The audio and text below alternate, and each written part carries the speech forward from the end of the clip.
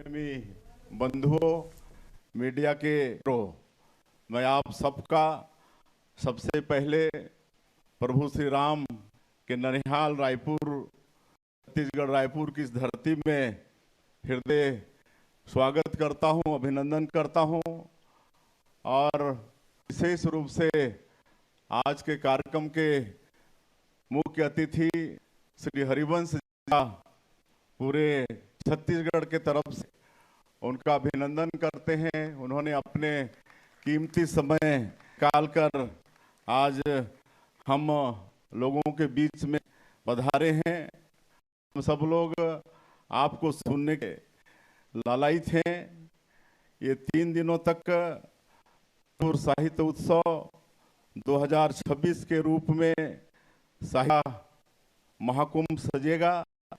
इस उत्सव में भाग लेने प्रदेश के विभिन्न राज्यों से 120 ख्याति प्राप्त साहित्यकार हिस्सा लेंगे। आयोजन के दौरान कुल 42 साहित्य सत्रों का आयोजन होगा, जिसमें समकालीन सामाजिक, सांस्कृतिक, राजनीतिक विषयों पर गहन विमर्श किया जाएगा। यह गणतंत्र का साल भी है और हमारे राज्य की स्थापना का जयंती वर्ष भी है। मैं आप सब लोगों को उसकी भी शुभकामनाएं दूंगा। यह उत्सव का समय है। लगातार हम लोग अपने प्रदेश में उत्सव मना रहे हैं और एक जो स्थापना दिवस था हमारे प्रदेश का, उस दिन हमारे देश के यशस्वी प्रधानमंत्री नरेंद्र मोदी जी हम लोगों के बीच में विराजमान थे। उनके कमलों से हमारे प्रदेश के नवनिर्मित विधानसभा भवन का भी लोकार्पण हुआ और एक जो बहुत अच्छा ट्राइबल का निर्माण हम लोगों ने किया है, जिसमें छत्तीसगढ़ के जनजाति समाज के जो 14 स्वतंत्रता संग्रामी हुए, उनके क्रांति को सचित्र उसमें वर्णन किया। डिजिटल है। मेरा आग्रह भी होगा कि समय मिले तो जरूर में है उसका अवलोकन करने का कष्ट करेंगे। आज इस सत्र में गणतंत्र के अमृतकाल विषय पर संबोधन डॉक्टर शर्मा जी के द्वारा हुआ, सब लोग सुने। हमारी आज़ादी की लड़ाई समुद्र मंथन की तरह थी। जैसे समुद्र मंथन की कथा में विष भी निकला और अमृत भी, इसी तरह हमारी आज़ादी की लड़ाई में विष भी आया और यह विष हमारे स्वतंत्रता सेनानियों ने और आज़ादी का अमृत आने वाली पीढ़ियों को दिया। आज हम आज़ाद माहौल में गणतांत्रिक देश में रह रहे हैं।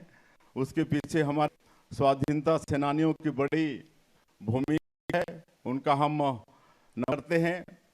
हमारे स्वाधीनता सेनानी, लेखक, पत्रकार भी और वकील भी माखनलाल चतुर्वेदी जी को लें। उन्होंने बिलासपुर जेल में फूस की अभिलाषा लिखी।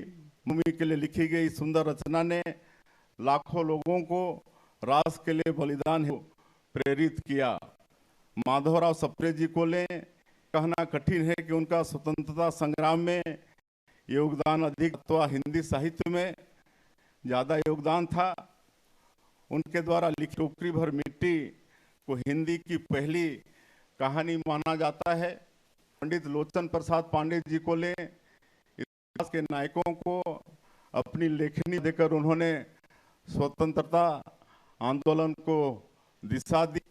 उस दौर में हिंदी की सबसे यशस्वी पत्रिका थी सरस्वती।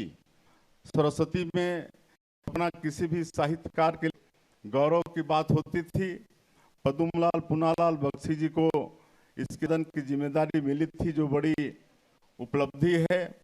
हमें इस बात से है कि हमने अपने साहित्यकारों की स्मृतियों को संजोकर रखा है। जब भाजपा सरकार थी उस वक्त राजगांव में त्रिवेणी संग्रहालय तैयार किया गया है।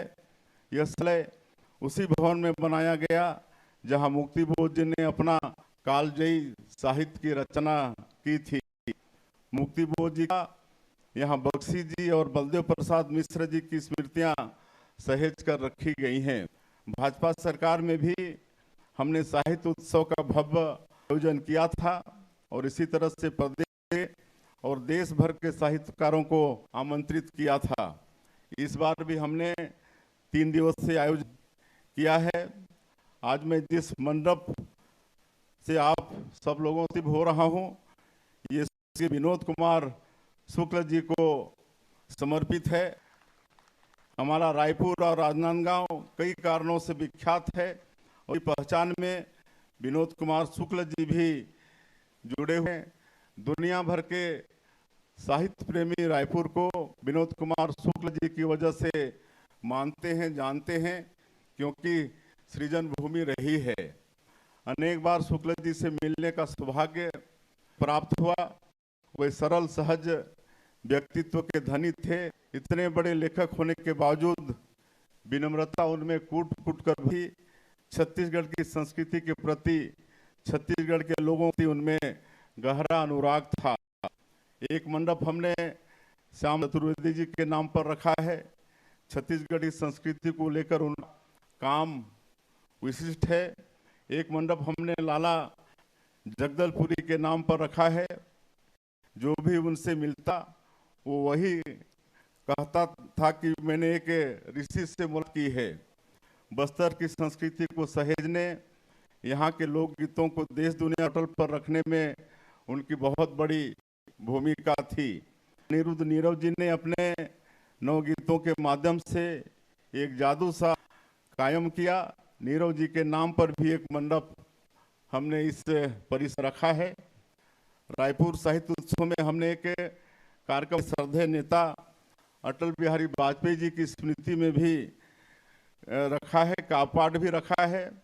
अभी हमने अटल जी का जन्म शताब्दी वर्ष मनाया है।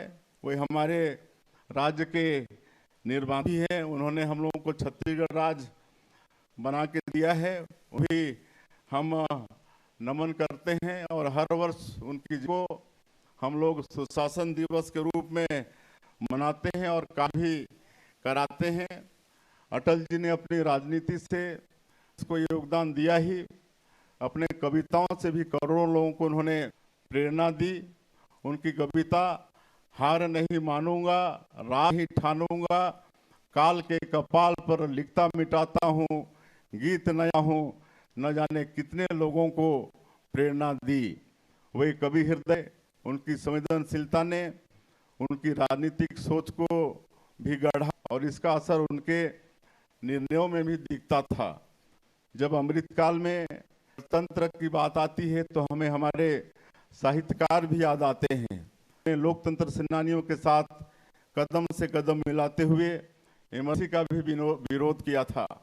उस दौर में दुष्यंत कुमार ने लिखा, एक बूढ़ा आदमी है मुल्क में या यूं कहो इस अंधेरी फ्री में एक रोशनदान है। यह बात उन्होंने जयप्रकाश नारायण जी के लिए लिखी थी। उनके गजल इमरजेंसी के विरोध के प्रतीक बन गए थे। यह कविता की ताकत है। कविता अन्याय का प्रतिरोध हमेशा करना सिखाती है। आज जिस तरह से अनेक प्रेमी रायपुर साहित्य उत्सव के सुंदर आयोजन में जुटे हैं, जिनमें युवा पीढ़ी के लोग भी काफी संख्या में न हैं, तब महसूस होता है कि प्रदेश में साहित्य का वातावरण कितना उजला है।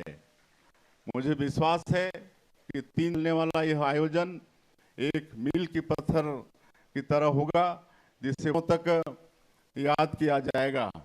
मैं इस मौके पर और ज़्यादा नहीं कहते हुए से एक बार पूरे छत्तीसगढ़ के तरफ से आज के मुख्य अतिथि श्री हर्ष जी को, जिन्होंने अपना कीमती समय निकाल आज यहाँ पधारे हैं, उनका बहुत बहुत धन्यवाद करते हुए इस अवसर पर हमारे प्रदेश के हास्य कवि बहुत हुए सुरेंद्र दुबे जी, उनको भी मैं इस अवसर पर याद करता हूं, उनको भी नमन करता हूं।